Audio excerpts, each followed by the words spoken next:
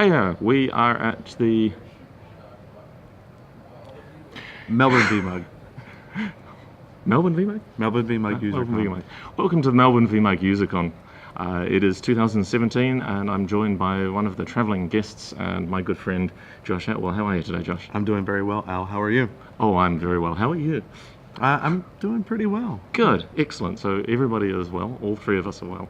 Um, One of the things I think is interesting is different perspectives as you travel, and it's one of the things I like about travel in general. But of the people who've come down to VMUG here in Australia, in Sydney and Melbourne, there are a few who've actually done real work while they've been down here, and Josh is one of those people. I have been doing real work. So if anybody was curious about if I just came down to hang out at the VMUGs, no. I chose this week because of the VMUGs, but I've been doing real work. Yeah, and well, as we've been travelling with you, you've been disappearing off to customer meetings when we've been going to the bar.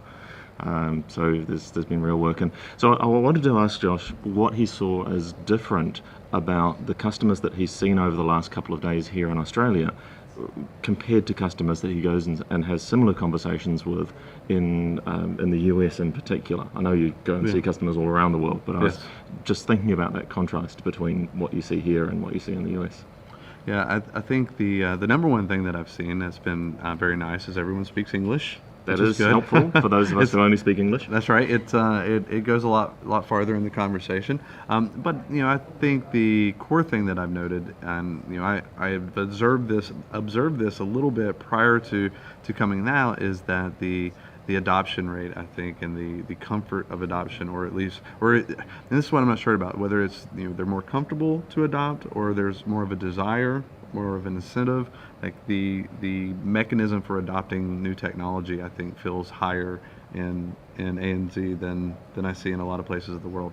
Like, for instance, in Europe, some areas of Europe, see a little bit more than others, but I feel that they, while will adopt aggressively once making that decision, are a little bit more introspective and trying to make sure they do more due diligence and research. And that's not to say that the folks here in Australia aren't doing research, but I think that from a prioritization standpoint, it feels like they are seeing what's being talked about around DevOps. They're hearing about the success that are happening in organizations, and I think what really is driving them is the fact that they're seeing how these journeys and these solutions align so closely with what they're doing.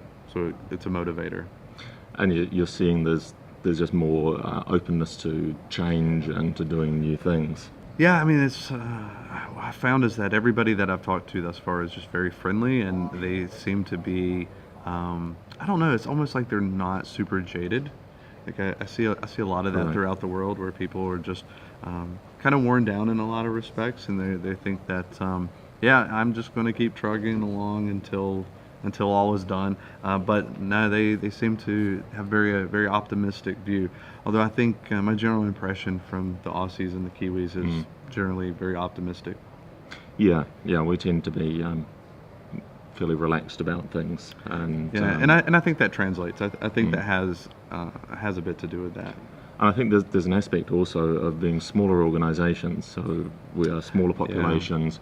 And if you're part of a larger organisation down our way, you're usually a branch office of a branch office of a branch office. So head office doesn't even notice that you're doing something. Yeah. And the things that they trickle down from head office may not scale to the organisations that are here. So it'll depend a lot on which organisations you deal with. So the local government or the government organisations here in Australia are probably some of your targets, and they will be autonomous, but they'll be much smaller than the equivalent government organisation in the US. Yeah, and I have seen scenarios that, as you're describing, where the tail is wagging the dog, if you will. Don't know if that euphemism translates. It absolutely down. works. Okay.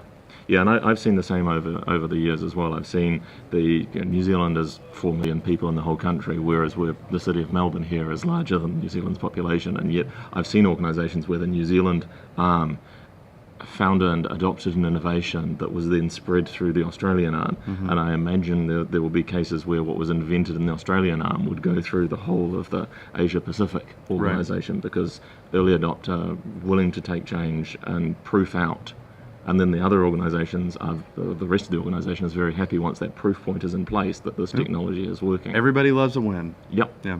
But I think it, to your point though, it really comes down to people. Like when you look at a lot of these tools and a lot of these methodologies that are adopted, the success is directly tied to the people. That's something that we didn't discuss ahead, but it is absolutely one of the things I see is that the technology that we're talking about in the next phase of change towards the DevOps and a lot of the cloud product adoption. The technology is the easy part. Changing the people and process around it is 10 to 100 times harder than changing the technology. Well, in fact, in the session that I just did, I was talking about DevOps and how it's not just for open source, it's not just for the unicorns and the special people out there. One of the things that got the most cringeworthy response was when I said, you need to start learning how to hand over control.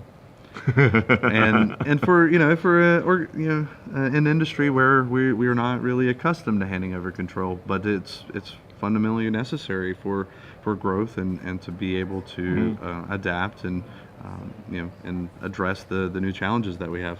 Yeah, and that comes back to that idea that the IT department is the department of no, and the business says we can't have a department of no. That's right. Not allowed to. Yeah, you have to enable business, not prevent it.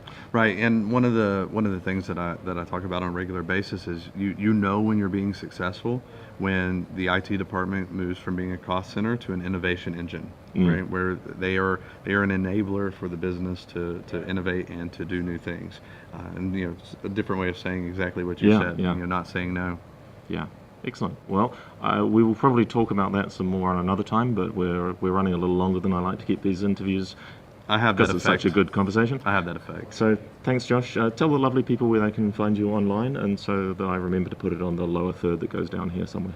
Good plan. So right here you'll see at Josh_Atwell. I hope I did that the right direction.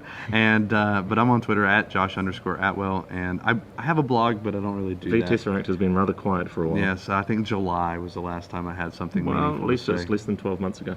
Yeah, and if you just do a search, I've been writing a lot for D-Zone, Network Computing, and a few other organizations, so I have content out there as well. Excellent. Well, thank you very much, Josh. Absolutely. Thank you for all having for me. joining us, and we'll talk to you on another video.